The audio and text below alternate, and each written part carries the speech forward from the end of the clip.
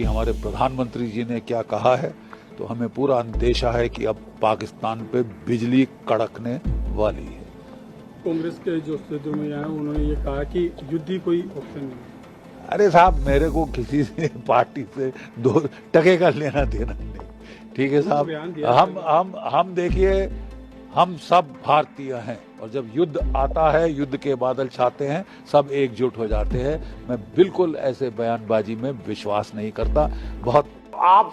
You are overweight by a huge margin and you are talking of military affairs. तुम्हारी बेटी का रिश्ता मांगा है, मैं ओवरवेट हूं, तो मतलब ये मेरा हेडेक है ना। Friendly piece of advice. ए बदतमीज। इनके पास जो बियॉन्ड विजुअल रेंज की मिसाइल्स हैं, या इनके पास मिसाइल्स हैं, जैसे अभी एयरफोर्स ने टेस्ट करा है, ब्रह्मोस मिसाइल को सुखोई पर डाला है और उसका 3 से लेकर 400 किलोमीटर का रेंज है। और अब ये कह रहे हैं कि अगले फेज में एक सुखोई के ऊपर 4-4 ब्रह्मोस, अभी एक का 4-4 ब्रह्मोस। अब आप ये समझ लीजिए कि दे आर फ्लाइंग, ये इंटरनेशनल बॉर्डर के पास या लाइन ऑफ कंट्रोल के पास ये घूम रहे हैं हमारे सुखोई। यहां से फायर करके 400 किलोमीटर पाकिस्तान के अंदर किसी चीज को डिस्ट्रॉय कर सकते हैं बिना इंटरनेशनल बॉर्डर क्रॉस करे या पाकिस्तानी एयर स्पेस में गए हुए।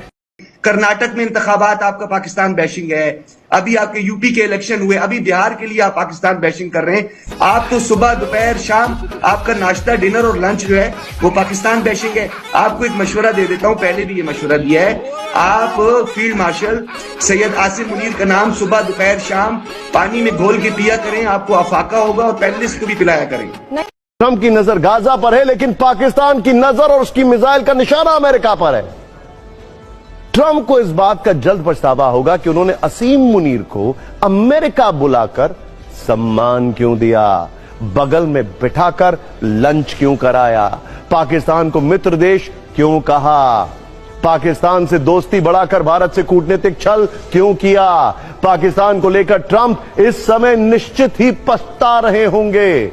इस्लामाबाद से अमेरिका की फिक्र बढ़ाने वाली यह खबर आप ध्यान से देखिए। असीम मुनीर ट्रंप के पीठ पीछे सीक्रेट तरीके से एक खतरनाक आईसीबीएम बना रहे हैं। ICBM, inter continental ballistic missile, जैसा कि अमेरिका के पास मिनटमैन है और वहां पर रशिया में यार्स। इसका मतलब इंटर कॉन्टिनेंटल बैलिस्टिक मिसाइल, यानी जिसकी रेंज करीब करीब 5,500 किलोमीटर से अधिक होती है। और ये एक ऐसी मिसाइल होगी जिसकी रेंज 12,000 किलोमीटर से ज्यादा बताई जा रही है, जो सीधे अमेरिका तक वार कर सकेगी। पाकिस्तान से अमेरिका की दूरी भी लगभग 12,000 किलोमीटर ही है। यह मिसाइल पारंपरिक और परमाणु दोनों तरह के विस्फोटक साथ ले जाने में सक्षम होगी। मतलब पाकिस्तान ने अगर एक बार इस मिसाइल को बनाने में सफलता हासिल कर ली तो वो जब चाहे अमेरिका में न्यूक्लियर अटैक कर सकता है। एक और इस्लामिक मुल्क पाकिस्तान का कट्टर दुश्मन बन सकता है। सोचिए, ट्रंप को यह एटमी टेंशन पाकिस्तान से मिल सकती है। वहीं पाकिस्तान, जिसे ट्रंप द ग्रेट मानते हैं, वही पाकिस्तान जो ट्रंप को नोबेल पीस पुरस्कार देने की सिफारिश कर चुका है, ट्रंप को दिखाने के लिए उनकी चाटुकारिता करता रहा है और बदले में ट्रंप को चोरी छिपे परमाणु आईसीबीएम वाला धोखा भी दे रहा है। अपनी प्रशंसा करवाने में ही खुश रहने वाले ट्रंप पाकिस्तान की जो धूर्तता है उसको नहीं जानते। हालांकि अब उनकी आंखें अमेरिकी खुफिया एजेंसी की इस रिपोर्ट से जरूर खुल जाएंगी। पाकिस्तान पर अमेरिका की रिपोर्ट सनसनीखेज है। अमेरिका की प्रतिष्ठित पत्रिका फॉरेन अफेयर्स में यह खबर छपी है, बल्कि इसका एनालिसिस भी है। बांग्लादेश ने एक बार फिर से अपनी असली औकात दिखाना शुरू कर दिया है। आप सभी जानते हैं कि पिछले कुछ महीनों से भारत और बांग्लादेश के रिश्ते काफी ज्यादा तनावपूर्ण रहे हैं और तनावपूर्ण रहने की असली वजह केवल और केवल मोहम्मद यूनुस की सरकार है। मोहम्मद यूनुस ने अपना मुंह जब भी खोला है, केवल भारत के खिलाफ जहर उगलने का काम किया है। और 14 अप्रैल 2025 को तो बांग्लादेश के अंदर एक ऐसा नक्शा जारी किया गया था जिसके अंदर भारत के पूर्वोत्तर राज्यों को अपना हिस्सा तक बता दिया है। हम सीधे तौर पर कह सकते हैं कि बांग्लादेश भारत को धमकी देने की कोशिश कर रहा है। अब एक बार फिर से बांग्लादेश के द्वारा एक शर्मनाक हरकत की गई है, जिसमें भारत के पूर्वोत्तर राज्यों के साथ साथ और भी कई सारे राज्यों को अपना हिस्सा बताया है और अपना हिस्सा बताते हुए बांग्लादेश के अंदर जितने भी विदेशी इन दिनों आधिकारिक यात्रा कर रहे हैं उन सभी को एक नए प्रकार की बुक गिफ्ट कर रहा है, जिसके अंदर दुनिया को यह दिखाने की कोशिश कर रहा है कि भारत ने बांग्लादेश के कई सारे हिस्सों को अपना बना लिया। साथियों, हाल ही में बांग्लादेश ने कुछ अपनी महत्वाकांक्षाएं पब्लिकली व्यक्त की हैं और उन महत्वाकांक्षाओं में वो अपने साथ पाकिस्तान को लिए आगे बढ़ रहा है। पाकिस्तान के टूटने से कभी बना बांग्लादेश, जो अपने आप में पाकिस्तान से नफरत रखता था, लेकिन अब वो नफरत अपनी पुरानी भारत के साथ रखने शुरू किया है और पाकिस्तान को अपना बना लिया है। उसे वापस से पाकिस्तान में अपना प्रेमी नजर आने लगा है और पाकिस्तान के साथ मिलकर अपनी पुरानी महत्वाकांक्षाओं को, अब ये पुरानी मैं बार बार क्यों बोल रहा हूं, आपको ये तो ज्ञात होगा ही कि भारत के विभाजन से पाकिस्तान निकला था, भारत से पाकिस्तान निकला था।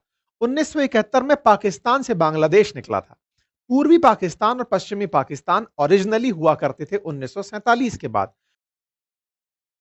लेकिन 1971 में पूर्वी पाकिस्तान बांग्लादेश बन गया था और पूर्वी पाकिस्तान को बांग्लादेश बनाने में भारत की महती भूमिका थी, क्योंकि भारत की तरफ से बंगालियों पर हो रहे अत्याचारों को सपोर्ट किया गया था, यह कहते हुए कि आपके साथ पाकिस्तानी जो मुसलमान हैं वो बंगाली मुसलमानों को दोयम दर्जे का मानते हैं, आपको बराबर दर्जा नहीं देते। ऐसे में अगर आपके साथ किसी प्रकार का भेद हो रहा है तो आप अपने लिए लड़ाई लड़ें। हमने एक तरह से इन्हें मदद करी। क्या मदद करी? साइकोलॉजिकल मदद करी, जबकि वास्तविकता में ना तो पूर्वी पाकिस्तान ना ही पश्चिमी पाकिस्तान कभी भारत को पसंद करते थे, क्योंकि जब देश के विभाजन में ये दोनों ही क्षेत्र निकलकर पाकिस्तान बने थे तो भारत से तो ओरिजिनली इनको बहुत ज्यादा नफरत थी। लेकिन हाँ, बाद में जो पूर्वी पाकिस्तान पाकिस्तानियों की प्रताड़ना से पीड़ित होकर, पश्चिमी पाकिस्तानियों की प्रताड़ना से पीड़ित होकर के बांग्लादेश बनाया, तो भारत ने उसको सपोर्ट किया था और वही सपोर्ट था जो आज तक बांग्लादेश और भारत के बीच में बढ़िया बॉन्डिंग लेकर आ रहा था। लेकिन जब से शेख हसीना बांग्लादेश से निकली हैं, तब से जो यहां पर आए हुए ये मोहम्मद यूनुस हैं, जो अपनी तरफ से चीफ एडवाइजर की पद को पकड़कर ऐसे बैठे हैं जैसे राष्ट्राध्यक्ष हों, ये पाकिस्तान के साथ बांग्लादेश के पुराने रिश्तों को बहाल करने में लगे हैं। यानी एक तरह से वो हरकतें हो रही हैं कि पाकिस्तान और बांग्लादेश कभी अलग थे ही नहीं, इतनी ज्यादा एकता इन दोनों में एक दूसरे के साथ देखने को मिल रही है। अब सवाल बनता है ऐसा कैसे? तो इसके पीछे का तो सबसे बड़ा कारण भी है कि शेख हसीना के जो फादर थे मुजीबुर रहमान, उन्हीं ने ही पूर्वी पाकिस्तान को बांग्लादेश बनवाया था।